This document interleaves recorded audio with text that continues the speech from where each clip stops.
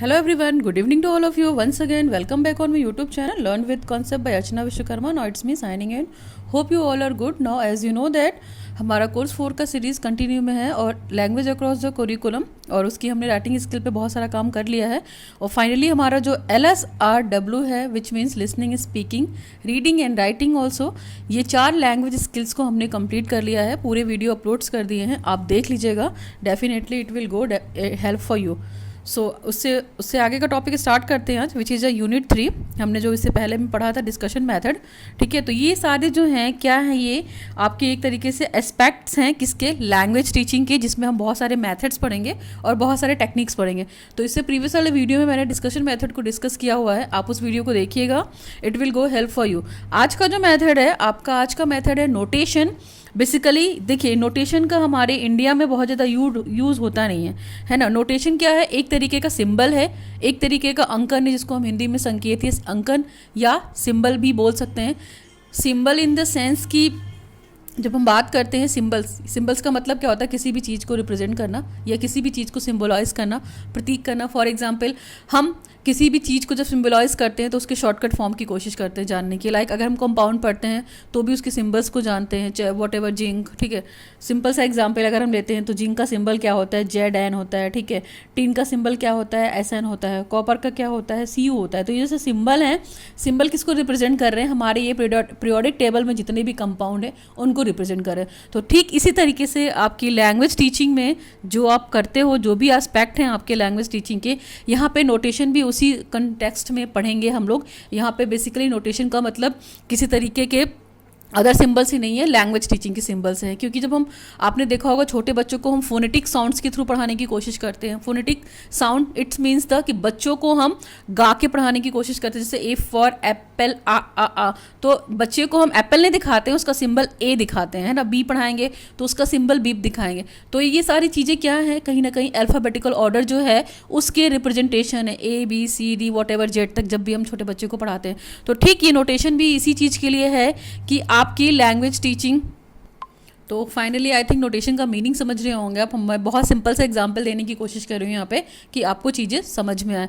सीधा सा मतलब आप याद रखिएगा, सिंबल्स. ठीक है, सिंबल्स का मतलब हिंदी में अगर देखा जाए तो प्रतीक भी हो सकता है, संकेत भी हो सकता है. तो ये सिंबल्स हम क्यों यूज़ करना चाहेंगे, हम इसलिए यूज़ करना चाहेंगे ताकि हमारी लैंग्वेज टीचिंग में थोड़ा सा हेल्प रहे.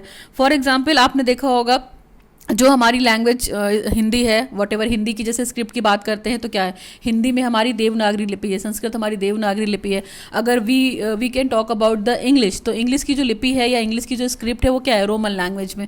तो ये सारी चीज़ें बहुत मैटर करती हैं कि हम इंग्लिश लैंग्वेज को किस पर्सपेक्टिव में ले रहे हैं. और बेसिकली जो ये वीडियोज़ हैं लाइक कोर्स 4, ये कोर्स 4 पूरा जिनका भी पैडागोजी वाला सब्जेक्ट इंग्लिश है, pedagogy of a school subject में इंग्लिश पोर्शन है, उसके पूरे लिए हेल्प करेगा. वॉट एवर सीटेट का एग्जाम दीजिए या टेट्स का एग्जाम्पल दीजिए, सभी में ये लैंग्वेज का पोर्शन 30 मार्क्स का होता है, हिंदी में भी, और 30 मार्क्स का इंग्लिश में भी होता है. तो इंग्लिश के लिए ये पूरी तरीके से हेल्पफुल है, बशर्ते आपको चीज़ें कंटेंट वाइज याद हों. और अगर आपको, तभी आप 4 ऑब्जेक्टिव में से एक ऑब्जेक्टिव को बेटर कर पाओगे, कंफर्ट कर पाओगे जब आप उसके बारे में अच्छे से जानते हो. तो यहाँ पे हम नोटेशन को डिटेल में करेंगे. फॉर एग्जाम्पल, अगर मैं इसको थोड़ा सा और इंट्रो देना चाहूँगी तो नोटेशन टर्म जो टेक्नोलॉजी है ये यहाँ पे इंडिया में यूज़ नहीं होती है. ठीक है, बेसिकली पहले नहीं होती थी. क्यों? क्योंकि देखिए, पहले कौन पढ़ता था कि पिक्स दिखा दी हमने और बच्चों को बोल दिया एक्सप्लेन करो, है ना. किसी भी तरीके का चित्र दिखा दिया, ऑब्जेक्ट दिखा दिया, इसके अलावा बच्चों से बोल दिया कि उसके बारे में आप डिटेल डिस्क्रिप्शन दीजिए. तो बेसिकली जो नोटेशन है वो कहीं ना कहीं आपके सिम्बल्स पर आधारित है. जैसे इसके लिए ऑब्जेक्ट हो सकते हैं, बच्चों को हम ऑब्जेक्ट दिखाकर चीज़ों के बारे में पूछ सकते हैं. फिर बहुत सारे ऐसे साउंड्स निकलते हैं जिनके थ्रू हम क्या कर सकते हैं. तो लेकिन ये चीज़ें पहले यूज़ हुई थी, अभी धीरे धीरे ये चीज़ें हमारी ख़त्म हो गई हैं. लेकिन कहीं ना कहीं कुछ लैंग्वेज टीचिंग में हम चीज़ों को पढ़ाते हैं बच्चों को. छोटी क्लास में थोड़ा सा पढ़ाया जाता है, बट हायर क्लास में जैसे जैसे हम जाते हैं चीज़ें हमारे दिमाग से निकलती चली जाती हैं. ठीक, तो ये अगर देखा जाए सिंबल है वो कहीं ना कहीं लैंग्वेज के फील्ड में है. यहाँ पे आपको मार्क्स का भी ध्यान रखना पड़ेगा, पंक्चुएशन मार्क्स हो गया आपका, इस तरीके की चीज़ों का. जब भी लैंग्वेज डेवलपमेंट की हम बात करेंगे तो आपको पता है हमारे पंक्चुएशन मार्क्स बहुत इंपॉर्टेंट है. हमें लैंग्वेज की जो राइटिंग है वो आनी चाहिए, है ना, चाहे मैकेनिक्स, कोई भी मैकेनिक्स हो, वॉट एवर, रीडिंग हो, राइटिंग हो, लिसनिंग, स्पेलिंग, कोई भी हो, उन सब की राइटिंग, उन सब की मैकेनिक्स हमको जाननी चाहिए।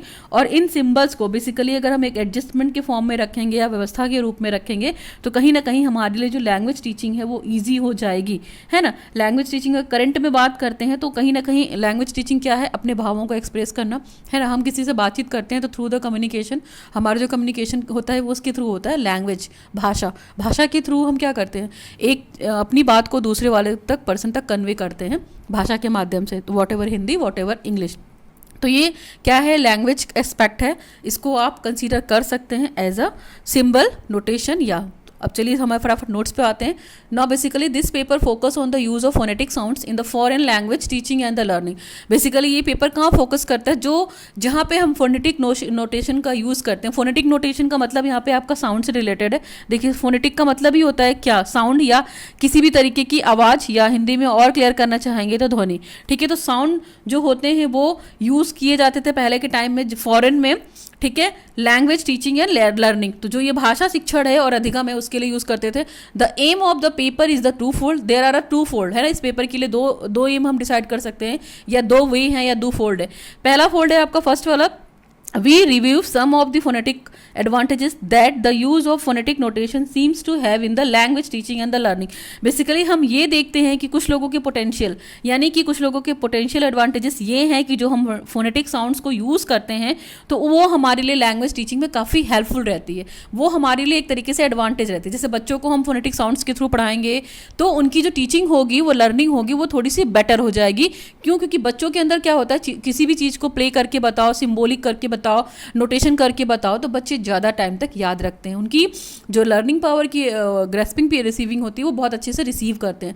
Next is the secondly, the paper reports on learner views obtained with a questionnaire, ठीक है, anonymously filled in by EFL which goes for the English as a foreign language. कभी कुछ लोग होता है कि English as a foreign language choose करते हैं, तो ये लर्नर्स के लिए काफ़ी हेल्पफुल हो जाता है। और कहीं ना कहीं ये इस रिपोर्ट में ये कहने को मिलता है कि जो हमारे क्वेश्चनायर हैं वो इससे काफ़ी ज़्यादा बाहर आते हैं। जैसे question in the form sense की आपको मुंह से नहीं बोलना, आप वर्बली क्या कर सकते हो, कोई पिक्चर ड्रॉ कर सकते हो, ठीक है, उसमें बड़ा सा क्वेश्चन मार्क लगा सकते हो। कभी कभी क्या होता है, ब्लैंक पेपर भी अगर हम क्वेश्चन मार्क देखते हैं, लाइक क्वेश्चन मार्क्स देखते हैं, तो हमारे दिमाग में क्या आता है कि मतलब यहाँ पे कुछ क्वेश्चन से चीज़ें रिलेटेड है, यानी कि कुछ क्वेश्चनिंग की बात हो रही है। तो इस तरीके की चीज़ों के बारे में हम बात कर सकते हैं लैंग्वेज टीचिंग को क्या करने के लिए, फील आउट करने के लिए, ठीक। The learner had followed the English course where an extensive use of phonetic symbol was made for the pronunciation work in Finland, France and Spain.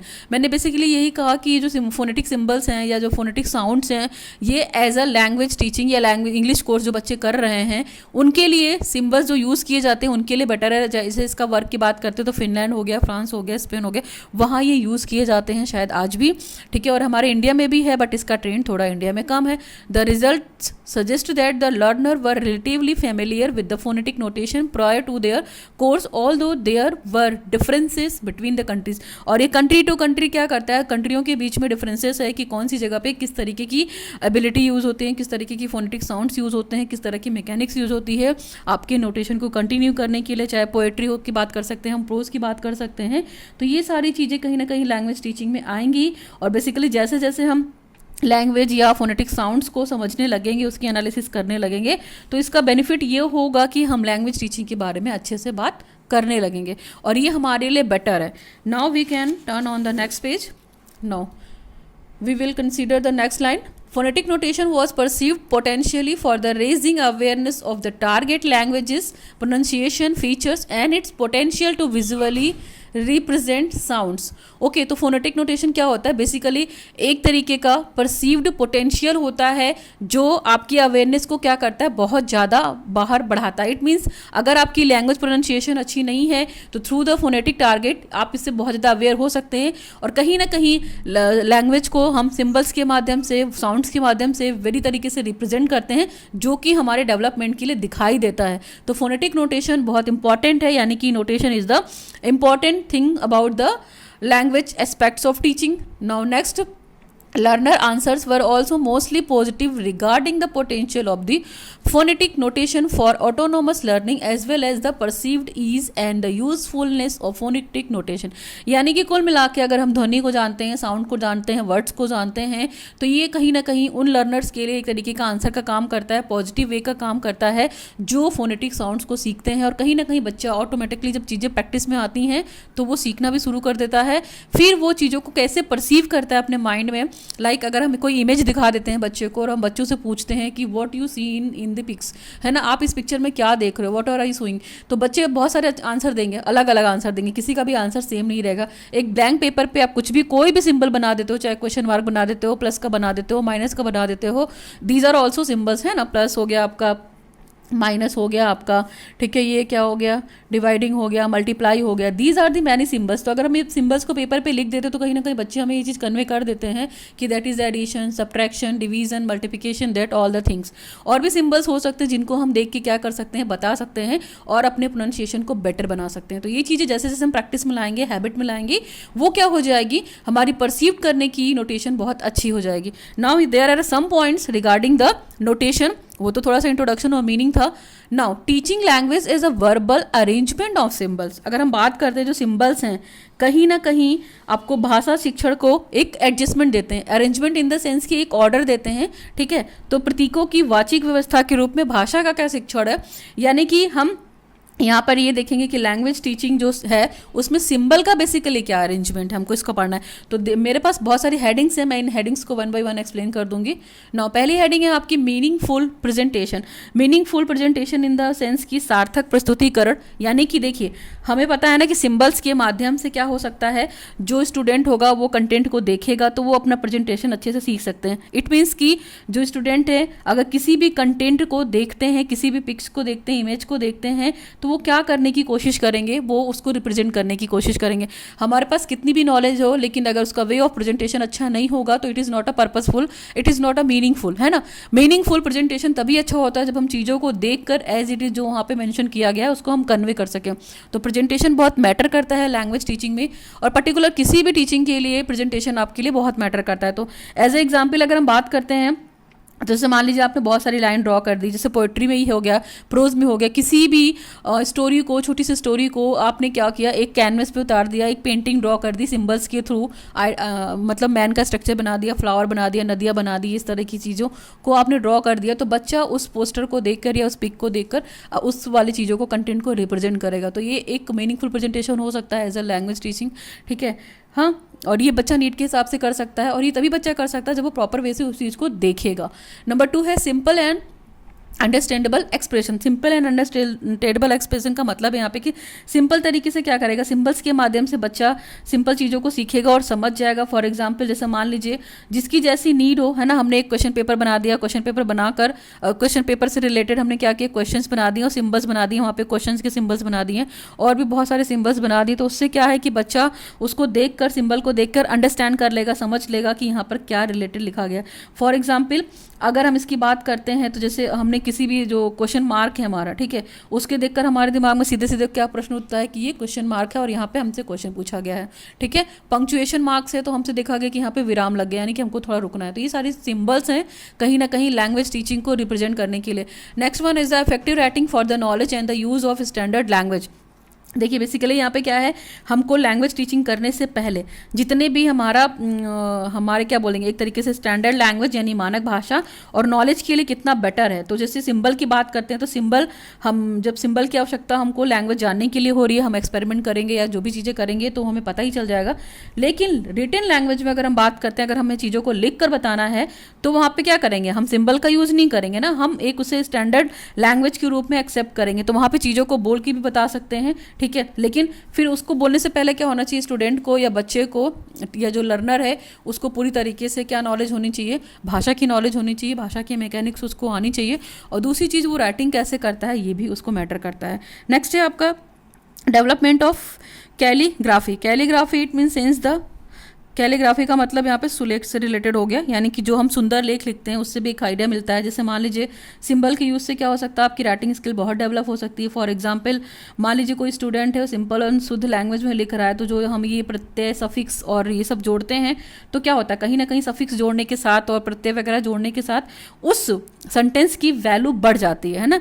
साहित्यिक दृष्टि से या लिटरेसी डेटी से देखा जाए तो लिटरेसी के पर्पस से या लिटरेचर के पर्पस से उसकी दृष्टि बहुत ज़्यादा हो जाएगी, यानी कि जो शब्द हम यूज़ कर रहे हैं कंटेंट उससे इफेक्टिव हो जाएगा, है ना। अगर हमको प्रॉपर वे में मैकेनिक्स पता है इंग्लिश की या लिटरेचर जानते हैं हम इंग्लिश का और हम उसको अच्छे वे में लिख पा रहे हैं या समझ पा रहे हैं, तो वो ज़्यादा इफेक्टिव होगा रेदर देन द जो चीज़ें जानते नहीं हैं, ठीक है। तो ये भी हो सकता है।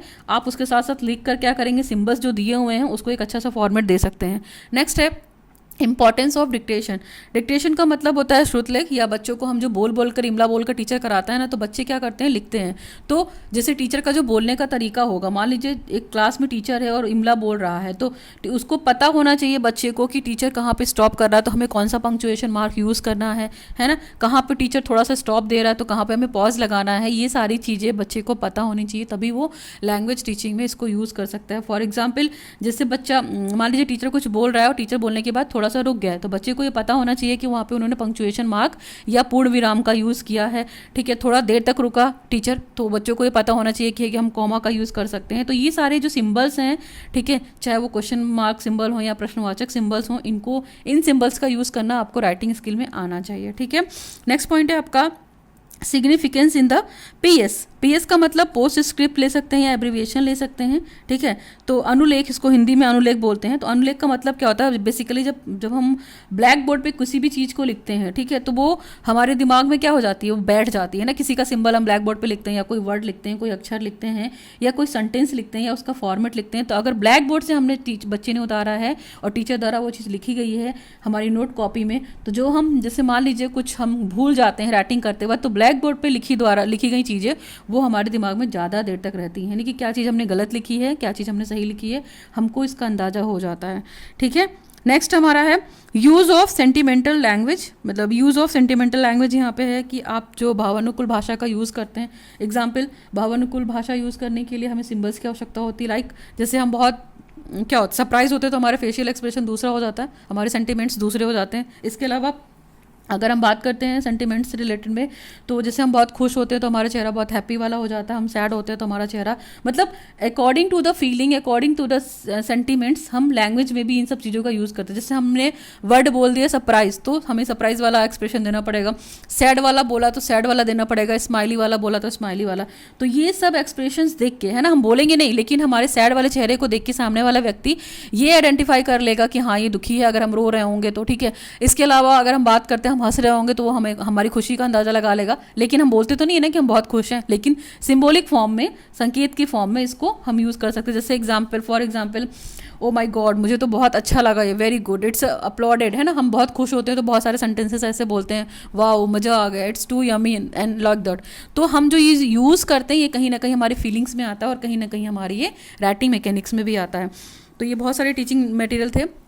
अब बेसिकली बात करते हैं use of object, picture and the symbols in language learning. देखिए यहाँ पे हम ऑब्जेक्ट का क्या यूज़ होगा, पिक्चर का क्या यूज़ होगा आपके सिंबल्स के लिए जो लैंग्वेज टीचिंग करते हैं। तो बेसिकली यहाँ पे कुछ पॉइंट्स हैं, फटाफट डिस्कस करते हैं इसको। देखिए पहला पॉइंट क्या है, पहला पॉइंट है use of object in language learning. Use of object in language learning का मतलब सीधा सा है कि बच्चे को अगर हम कोई लैंग्वेज सिखा रहे हैं और कोई उसको रियल ऑब्जेक्ट दिखा रहे हैं और बच्चे से पूछ रहे हैं कि वो ऑब्जेक्ट क्या है, तो बच्चा क्या करेगा, उस रियल ऑब्जेक्ट को देखकर क्या करेगा, चीज़ों को पहचानने की कोशिश करेगा, उस वस्तु के बारे में जानने की कोशिश करेगा। उसके अलावा अगर उसने मान लीजिए उस ऑब्जेक्ट को में हमने टेबल दिखा दिया बच्चे को, तो वो टेबल कहीं और से कंसीडर करेगा और उसी तरीके की चीज़ों को देखेगा, चाहे ऑफिस में, चाहे घर में, चाहे अपने आस पड़ोस में।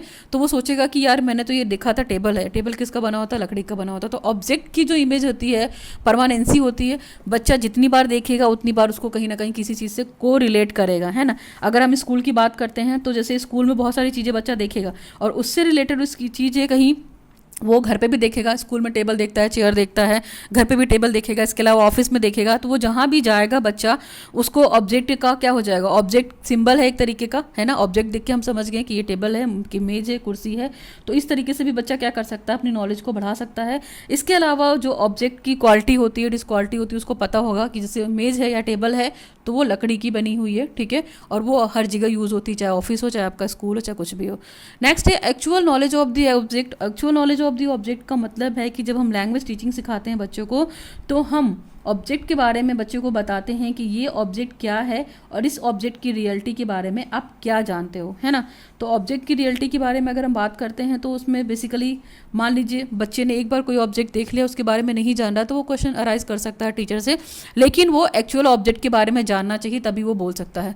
नेक्स्ट है आपका knowledge of the characteristics of the object, यानी कि विशिष्ट, अगर ऑब्जेक्ट की कुछ कैरेक्टरिस्टिक्स होंगी तो उसकी नॉलेज के बारे में भी आपको पता होना चाहिए। जब हम बच्चे को लैंग्वेज टीचिंग सिखाएंगे तो देखिए बच्चे का ज्ञान कहीं भी एक लेवल तक नहीं रहता, क्योंकि बच्चों के अंदर बहुत क्यूरियोसिटी होती है। तो वो जैसे जैसे ऑब्जेक्ट देखेगा, जैसे जैसे चीज़ों को देखेगा, वो अपने कंटेंट में क्या करेगा, इंक्रीमेंट करेगा, कंटेंट में बढ़ोतरी करेगा। सपोज कीजिए जैसे बच्चे ने छाते को देखा, ठीक है, बच्चा जानता है कि ये छाता है, ठीक, और उस छाते के डिफरेंट डिफरेंट कलर्स को देखा। फिर उसके अलावा फिर क्या करेगा, बच्चा छाता जानता है तो कहीं भी देखेगा तो वो छाते को आइडेंटिफाई कर लेगा। अब उसको ये भी पता चल गया कि छाते के बहुत सारे कलर होते हैं। फिर नेक्स्ट वाले स्टेप में क्या देखता है कि छाते का कलर भी है और ये छाता भी है, तो ये छाता यूज़ कहाँ होता है, ये छाता बारिश होती है तो यूज़ करते हैं, धूप होता है तो यूज़ करते हैं। तो बच्चा कहीं ना कहीं ऑब्जेक्ट की कैरेक्टरिस्टिक्स को देखकर नॉलेज को बढ़ा सकता है और कहीं ना कहीं उस नॉलेज को यूज़ कर सकता है, ठीक है। नेक्स्ट है इंटरेस्टेड लर्निंग। इंटरेस्टेड लर्निंग का मतलब कि बच्चों को बीइंग अ टीचर हमें हमेशा मोटिवेट करना चाहिए कि क्या लैंग्वेज सीखना आपके लिए उतना ही इंपॉर्टेंट है जितना बाकी सारा सब्जेक्ट है। तो बच्चे के इंटरेस्ट को जगाने के लिए क्या कर सकता है टीचर, बच्चों से बहुत सारे क्वेश्चंस पूछ सकता है, उनको ऑब्जेक्ट दिखाकर। इसके अलावा उस जो भी ऑब्जेक्ट टीचर रिप्रेजेंट कर रहा है तो उसमें लैंग्वेज का क्या यूज़ है, बच्चे की उसमें इंटरेस्ट को क्रिएट करना है। बीइंग अ टीचर उस ऑब्जेक्ट का रिलेशन क्या है, ठीक है, तो वो उसके अकॉर्डिंग टू इंटरेस्ट हो सकता है। फॉर एग्जाम्पल जैसे मान लीजिए उसको लैंग्वेज टीचिंग सिखानी है तो बच्चे को थोड़ा बहुत इंटरेस्ट तो होना चाहिए ना लैंग्वेज टीचिंग में, तभी ना उसको सिखा पाएंगे। अगर वो हिंदी लैंग्वेज टीचिंग सीखना चाहता है तो उसको हिंदी सिखा सकते हैं, इंग्लिश सीखना चाहता है तो वो इंग्लिश सिखा सकता है। नेक्स्ट आपका है relation to the life. Relation to the life मतलब जीवन से संबंध। तो बच्चा देखिए हर एनवायरनमेंट में रहता है और अपने एनवायरनमेंट में क्या होता है, वो बहुत सारी ऑब्जेक्ट्स को देखता है और ऑब्जेक्ट्स को देखकर वो अपनी रियल लाइफ को क्या करता है, ऑब्जेक्ट से कनेक्ट करने की कोशिश करता है। इट मीन्स क्या है, स्टूडेंट जो है ना वो बहुत क्या कर रहा है, चीज़ों को समझ कर देखने की कोशिश कर रहा है और अपने नॉलेज को एक्सेप्ट करने की कोशिश कर रहा है। तो इस प्रोसेस में क्या होता है, स्टूडेंट का बहुत फ़ायदा होता है। अगर लैंग्वेज टीचिंग उसको सीखनी है और उसके अलावा चीज़ों को वो रियल लाइफ में कनेक्ट करके बोल रहा है या अपने जीवन से संबंधित चीज़ों को अडॉप्ट कर रहा है, तो उसको क्या होगा, एक तरीके से दो तरफा लाभ हो जाएगा। जैसे फॉर एग्जाम्पल मान लीजिए अगर एक वस्तु का उपयोग हम इसी जीवन में करने की कोशिश करते हैं, फॉर एग्जाम्पल जैसे मैंने छाता वाला एग्जाम्पल लिया था, तो छाते को देखकर उसको पता है कि छाता है और छाता बहुत कलरफुल भी हो सकता है, तो ये उसका लैंग्वेज है, ये उसकी ऑब्जेक्ट इमेज है, ठीक है उसको। लेकिन ये चीज़ें बाद में पता चलती हैं जब वो छाता यूज़ करता है कि हम बारिश हो रही तो छाता यूज़ कर रहे हैं, धूप हो रहा तो हम छाता यूज़ कर रहे हैं, तो उसको उपयोग के बारे में बच्चे को पता चला, उसने अपनी रियल लाइफ से कनेक्ट किया। ओके, नेक्स्ट है आपका breadth of knowledge. Breadth of knowledge का मतलब ज्ञान की व्यापकता, यानी कि हम जो लैंग्वेज सीखते हैं हमें बहुत ज़्यादा नॉलेज की ज़रूरत पड़ती है और वो नॉलेज तभी वृद्धि होती है जब चीज़ों को हम क्या कर सकते हैं, चीज़ों को सीखने के लिए सक्षम है, प्रॉपर तरीके से रिप्रेजेंट है, इसके अलावा हम इंटरेस्ट लेके सीख रहे हैं। फॉर एग्जांपल जैसे एक मेज को देखकर बच्चा क्या हो सकता है, बच्चे मान लीजिए एक घर है और बच्चे की फैमिली है, तो वहाँ पे डाइनिंग टेबल पे सभी लोग खाना खा रहे हैं, तो बच्चा वो टेबल अपने घर में भी देख रहा है, फिर वही टेबल अब कहाँ बच्चा देख रहा है, स्कूल में देख रहा है, ठीक, तो उसको नॉलेज हो गई ना। उसके अलावा उसको ये भी लगा कि वो टेबल केवल मेरे घर में ही नहीं, मेरे स्कूल में ही नहीं, ऑफिस में भी यूज़ हो रही है, ठीक है, मेरे घर में खाना खाने के लिए यूज़ हो रही है, स्कूल में स्कूल पर्पज से यूज़ हो रही है, बच्चों को पढ़ने के लिए यूज़ हो रही है, कंप्यूटर रखने के लिए यूज़ हो रही है। ऑफिस में क्या हो रहा है, ऑफिस में भी यही टेबल कंप्यूटर रखने के लिए या जितने भी ऑफिशियल वर्क हैं उनकी फाइल रखने के लिए यूज़ हो रहा है। तो बच्चे का क्या हुआ, नॉलेज बहुत बढ़ा, यानी कि उसके पास ज्ञान की व्यापकता आ गई। नेक्स्ट है आपका linguistic knowledge in the relation to the religion and the culture. जो भी आपका भाषा ज्ञान है, कहीं ना कहीं आपको देखिए हम हर तरह की संस्कृति से बिलोंग करते हैं और बहुत सा मल्टीपल कंट्री है, मल्टीपल रिलीजन कंट्री है इंडिया, लिंग्विस्टिक कंट्री है, यानी कि यहाँ पे हर तरह की भाषा बोली जाती है, हर तरह की संस्कृति है, हर तरह का धर्म भी है, ठीक है। आपने जैसे फॉर एग्जाम्पल छोटा बच्चा जब घर में अपने पेरेंट्स को देखता है पूजा करते हुए, घंटी बजाते हुए, ठीक है, तो उसके दिमाग में ये चीज़ें आती होंगी ना कि घंटी क्यों बजा रहे हैं पूजा में घंटी बजाने का क्या मतलब बनता है। या देखिए छोटे बच्चे हमेशा हमेशा क्यूरियस होते हैं, अपने धर्म के बारे में बहुत अच्छे से नहीं जानते हैं, अपनी कास्ट के बारे में बहुत अच्छे से नहीं जानते हैं, ठीक है। तो इस चीज़ को आप ध्यान रख सकते हैं।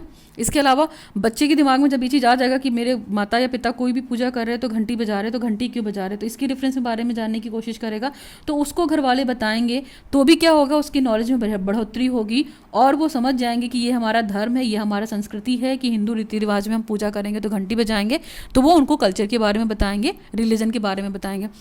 नेक्स्ट पॉइंट है आपका use of teaching method. Teaching method का मतलब यहाँ पे कि हम किस तरीके के इनोवेटिव टीचिंग मेथड्स को यूज़ करके क्या कर सकते हैं, बच्चे की लैंग्वेज स्किल में डेवलपमेंट करा सकते हैं। फॉर एग्जांपल टीचिंग मेथड ऐसा होना चाहिए जो सिंपल से कॉम्प्लेक्स की तरफ जाए। मैंने हमेशा बताया है हम बच्चे को डायरेक्टली टफ की तरफ नहीं ले जाएंगे, सिंपल टू कॉम्प्लेक्स की बात करेंगे, यानी कि बच्चों को सिंपल से कॉम्प्लेक्स की तरफ ले जाना है। इसके अलावा बच्चों को प्रीवियस नॉलेज बेस्ड नॉलेज देनी है, यानी कि बच्चों के लेवल पर उतर के आपको पढ़ाना है, बहुत हाईफाई नहीं पढ़ाना है कि बच्चे के सर के ऊपर से जा रहा है। तो जब भी आप स्टार्ट कीजिए अपनी टीचिंग या सिंबॉलिक टीचिंग या सिंबल्स के माध्यम से, तो बच्चों को छोटी छोटी इमेजेस दिखाई, जिससे आपने पीजी क्लासेस में देखा होगा, लाइक प्ले वे ग्रुप में क्लासेस में देखा होगा, बच्चों को सिंबल्स दे दी जाते हैं ब्लैक बोर्ड पे ड्रॉ करके या व्हाइट बोर्ड पे, तो बच्चा उन सिंबल्स को देखकर आइडेंटिफाई कर देता है। लाइक अगर उसको एप्पल का इमेज दिखा और बच्चे को पहले बताया गया है उस ऑब्जेक्ट के बारे में कि ये एप्पल है, तो बच्चा एप्पल के लिए फटाक से वो ए लिख देगा, ठीक है। तो वहाँ पे पिक्चर दिखाई, पिक्चर देख के बच्चे ने आइडेंटिफाई कर दिया कि ये एप्पल है, बॉल है, ये कैट है, ये बनाना है, वट। तो जिस तरीके की भी इमेजेस बच्चे ने देखी है तो उसके दिमाग में एक रिकॉलिंग पावर आ जाती है जब भी वो चीज़ों को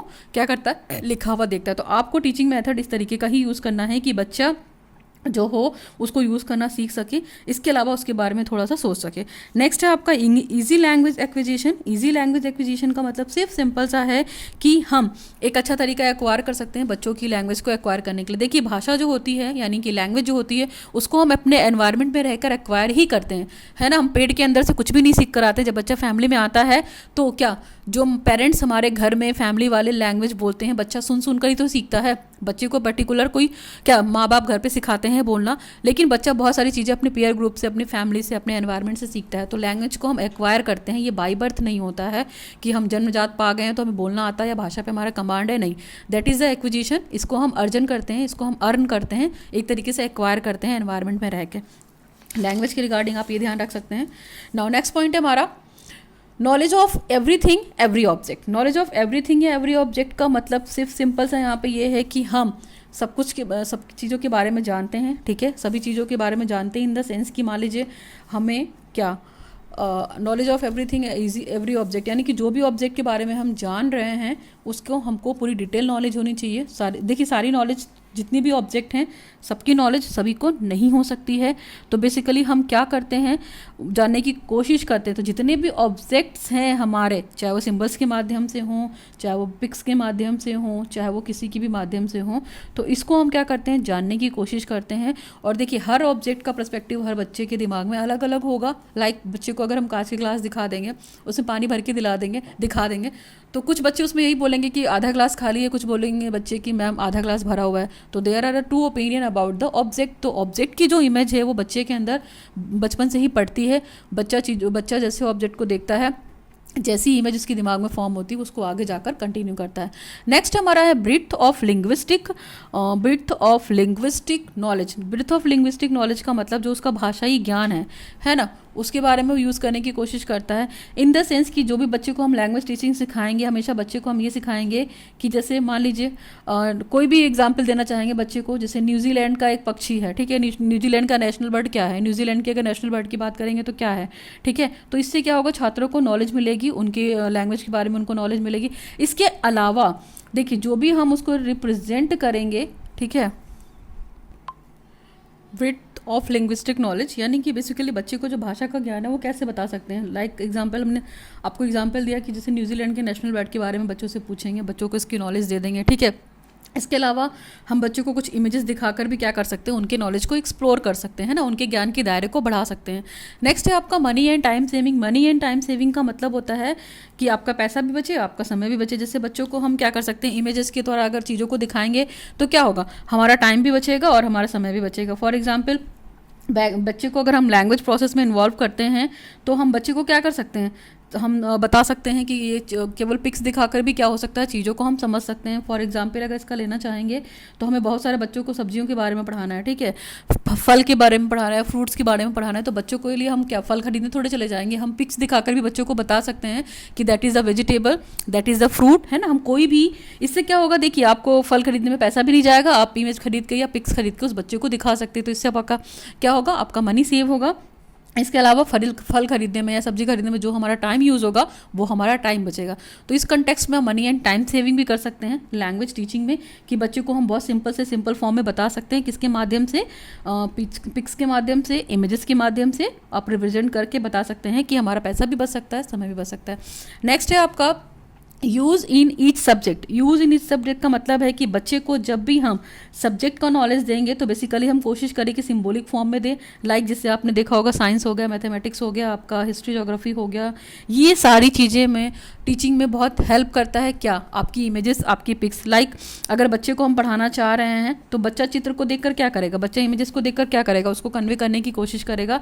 इसके बहुत सारे एग्जाम्पल्स होते हैं। देखिए जो चित्र है या पिक्स है या कोई भी आपका मटेरियल एड है जो मतलब डेमो शो कर रहा है, जो कुछ दिखा रहा है, तो उससे बच्चे की नॉलेज में क्या होगी, कहीं ना कहीं बढ़ोतरी होगी और बच्चा उसको देख के आइडेंटिफाई कर पाएगा। फॉर एग्जांपल जैसे हम हर सब्जेक्ट में कैसे यूज़ कर सकते हैं, जैसे हमको ताजमहल पढ़ाना है, ठीक है, तो बच्चे को हम ताजमहल की इमेज दिखा देंगे तो वो ताजमहल को पढ़ लेगा ना, और उसको पता चल जाएगा कि ये ताजमहल है। अब उसको ताजमहल के बारे में जानने के लिए आगरा जाने की ज़रूरत नहीं पड़ेगी, ठीक है। इस तरह बहुत सारे एग्जाम्पल्स हो सकते हैं जहाँ पे हम बच्चों को इमेजेस के माध्यम से क्या कर सकते हैं, चीज़ों को दिखा सकते हैं, उनके बारे में उनकी नॉलेज को बढ़ा सकते हैं। ये भी हेल्प करेगा आपका किसमें, लैंग्वेज टीचिंग में। नेक्स्ट है आपका स्कूल अवेलेबिलिटी। स्कूल अवेलेबिलिटी का मतलब यहाँ पे है कि जो चीज़ें विद्यालय में उपलब्ध हैं या जो भी चीज़ें आपके पास इजी टू अवेलेबल हैं, आप उन पिक्स के माध्यम से भी बच्चों को पढ़ा सकते हो। लाइक चार्ट्स वगैरह हो गई तो आप चार्ट्स वगैरह का यूज़ कर सकते हो बच्चे की लैंग्वेज टीचिंग को इफेक्टिव बनाने के लिए या भाषा के ज्ञान को बढ़ाने के लिए, ठीक है। इसके अलावा आप देखोगे जैसे इंटरनेट से भी बहुत सारे चित्र निकल जाते हैं ना। फॉर एग्जाम्पल मैंने आपको बताया कि कंप्यूटर से बहुत सारे प्रिंट आउट हम निकाल कर बच्चे को उस प्रिंट आउट के थ्रू भी पढ़ा सकते हैं। अगर हमको महात्मा गांधी पढ़ाना है तो क्या कर सकते हैं, महात्मा गांधी का प्रिंट आउट निकाल सकते हैं, उनकी इमेजेस का प्रिंट आउट निकाल सकते हैं। बहुत सारे ऐसे प्रिंट आउट्स हो गए, कोई थिंकर्स हो गया या कुछ भी एनीथिंग एल्स जो हम बच्चे को जिसके बारे में ज्ञान देना चाहते हैं, जिसके बारे में हम भाषा का ज्ञान देना चाहते हैं, तो बच्चों जो इंटरनेट के माध्यम से या कंप्यूटर के माध्यम से जो भी चित्र उसको मिलेगा वो क्या कर सकते हैं, बच्चों को उसकी नॉलेज को अवेलेबल करा सकते हैं जो भी आपके स्कूल में अवेलेबिलिटी है, ठीक है। तो इसमें नेक्स्ट है आपका useful in the precise knowledge. Useful in the precise knowledge का मतलब जो कंटेक्ट नॉलेज है, जो तथ्यात्मक नॉलेज है, चित्रों के माध्यम से क्या कर सकते हैं, बच्चों को आप उसकी यूटिलिटी बता सकते हैं कि चीज़ों को हम सिंपल फॉर्म में और अंडरस्टैंडिंग फॉर्म में कैसे समझ सकते हैं। फॉर एग्जांपल आपने देखा होगा किसी भी बच्चे को या किसी भी क्लास में अगर हम चार्ट के थ्रू पढ़ाते हैं, ब्लैक बोर्ड के थ्रू पढ़ाते हैं और बहुत सारे टीचिंग मटेरियल एड के थ्रू पढ़ाते हैं, इमेजेस के थ्रू पढ़ाते हैं, तो वो बच्चा ज़्यादा अच्छे से सीखता है और बच्चा उसको सीखने में काफ़ी इंटरेस्ट भी लेता है। क्यों? क्योंकि टीचर क्या होता है, वो पिक्स को एक्सप्लेन करता चाहता है और इसके अलावा बोलता भी जाता है टॉपिक से रिलेटेड, जिससे डेमो बोल सकते हैं हम, डेमो कम लेक्चर है ना, हमने दिखाकर बच्चे को पढ़ा रहे हैं तो इसको हम डेमोस्ट्रेशन कम लेक्चर मेथड भी बोल सकते हैं कि टीचर क्या कर रहा है, कुछ भी प्रदर्शित कर रहा है और उसके साथ साथ बच्चों को उसका लेक्चर भी दे रहा है। तो ये नॉलेज क्या होती है, फैक्टफुल नॉलेज होती है, कंटेंटफुल नॉलेज होती है, बच्चा हमेशा याद करता रहता है। नेक्स्ट है आपका popular system of the language learning. Popular system of the language learning का मतलब कि जो भाषा अगर हमको सीखनी है तो उसकी सबसे पॉपुलर चीज़ क्या है, पॉपुलर ऑर्गेनाइजेशन क्या है। तो जो इमेजेस होती हैं उसके द्वारा अगर हम बच्चे को लैंग्वेज टीचिंग के प्रोसेस में इन्वॉल्व कर रहे हैं तो वो ज़्यादा इंपॉर्टेंट है। लाइक आज की डेट में हम बच्चे की साइकोलॉजी के हिसाब से बात करते हैं, ठीक है। तो मान लीजिए बच्चे की साइकोलॉजी क्या है, कि बच्चा साइकोलॉजी क्या करेगा कि बच्चा जहाँ पे किसी भी इमेज को देखेगा, प्रोमिनेंट करेगा, उसके बारे में वो नॉलेज फॉर्म करना शुरू कर देगा। लाइक बच्चे को अगर हम कुछ छोटी मोटी इमेजेस दे, आपने देखा होगा छोटे बच्चों की जो बुक होती है, स्टोरी बुक होती है, वो डॉटेड लाइन में होती है, 1 2 3 करके होती है और पूरे मतलब नंबर्स लिखे होते हैं और उसमें कोई इमेज बनी होती है। तो बच्चा क्या कनेक्ट करता है, बच्चा उन डॉट्स को कनेक्ट करके पहले वो इमेज को कंप्लीट करता है, फिर वो इमेज के बारे में क्या करता है, अपनी लाइनिंग देता है या अपना ओपिनियन देता है कि दिस इज़ द एलिफेंट या जो भी है। तो वो डॉटेड लाइनों को जोड़ के वो एलिफेंट बनाए, ट्री बनाए, मतलब कोई भी इमेज बनाए, ह्यूमन बनाए, इसके अलावा बुक बना सकता है, कुछ भी बना सकता है। तो उससे क्या होगा, बच्चे का जो नॉलेज होगा, कंटेंट नॉलेज, वो काफ़ी अच्छा होगा और काफ़ी देर तक उसके माइंड में रहेगा। तो ये भी क्या है, एक तरीके का एडवांस तरीका है। आज के डेट में आप देखोगे कि डॉटेड वाली बुक्स भी आती हैं, प्रिंटेड बुक्स भी आती हैं, जिसको बच्चा क्या कर सकता है, प्रिसाइज करके अपनी नॉलेज, जो नॉलेज है वो बढ़ा सकता है रिगार्डिंग द लैंग्वेज लर्निंग। तो इस चीज़ पे भी ध्यान दे सकते हैं। और पॉपुलर चीज़ का मतलब है यहाँ पे कि आप टेक्निकल चीज़ें भी यूज़ कर सकते हैं लैंग्वेज टीचिंग को एक्सेप्ट करने के लिए। लाइक आज की डेट में बहुत सारे लैंग्वेज कोर्सेज होते हैं ऑनलाइन, आप ये भी देख सकते हैं, कोर्स करके आप सर्टिफिकेट भी ले सकते हैं, उससे भी आपका भाषा ज्ञान बढ़ता है।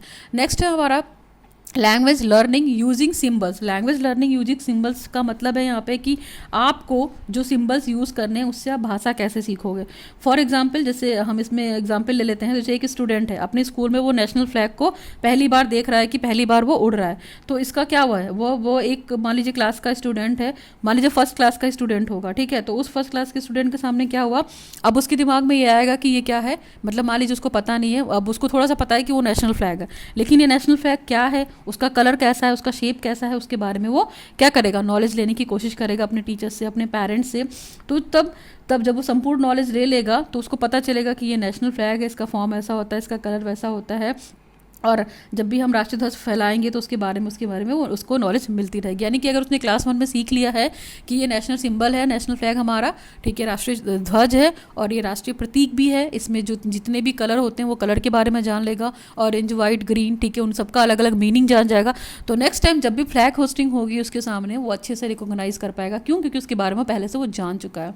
नेक्स्ट हमारा है नॉवेल्टी। नॉवेल्टी का मतलब आपका यहाँ पे इनोवेशन से भी हो सकता है, नवीनता से भी हो सकता है। फॉर एग्जाम्पल, जब हम बच्चों के बारे में, अभी हम नेशनल फ्लैग वाला एग्जाम्पल ही ले लीजिए, अगर हम बच्चा है जो नेशनल फ्लैग के बारे में सोचता है तो उसके मन में कहीं ना कहीं ये चीज़ें दिमाग में आती होंगी ना कि नेशनल फ्लैग का मतलब क्या होता है ना, क्या ज़रूरी है हम अपने नेशनल फ्लैग को फैलाने के बारे में। इसके अलावा अगर वो इंडिया का है तो इंडिया का नेशनल फ्लैग तो समझ गया, लेकिन उसके बाद वो कोशिश करेगा ना कि भारत के बाहर के जो देश हैं, ठीक है, उनका नेशनल फ्लैग कैसा हो सकता है, उनका सिम्बल्स कैसा हो सकता है, उनका कलर कैसा हो सकता है, लाइक पाकिस्तान का कैसा हो सकता है, चाइना का कैसा हो सकता है, यूएसए का नेशनल फ्लैग कैसा हो सकता है। तो बच्चे के दिमाग में इस तरीके की चीज़ें आ सकती हैं। नेक्स्ट है आपका in interesting arrangement. Interesting arrangement में भी आप ये नेशनल फ्लैग वाला एग्जाम्पल ले सकते हैं कि बच्चा क्या करेगा, अलग अलग देशों के बारे में अगर उसका नेशनल फ्लैग में इंटरेस्ट है तो अलग अलग कंट्रीज़ की जितने भी नेशनल फ्लैग हैं, जितने भी जैसा कलर है, जिसका जो मीनिंग है, जिसका जो सिंबल्स है, वो जानने की कोशिश करेगा। जैसे भारत का राष्ट्रीय ध्वज हमारा क्या है, राष्ट्रीय सिंबल है, नेशनल सिंबल है, तो वो और भी कंट्रीज़ के नेशनल सिंबल्स को जानने में इंटरेस्ट दिखाएगा। नेक्स्ट है आपका है knowledge of the rules of the road.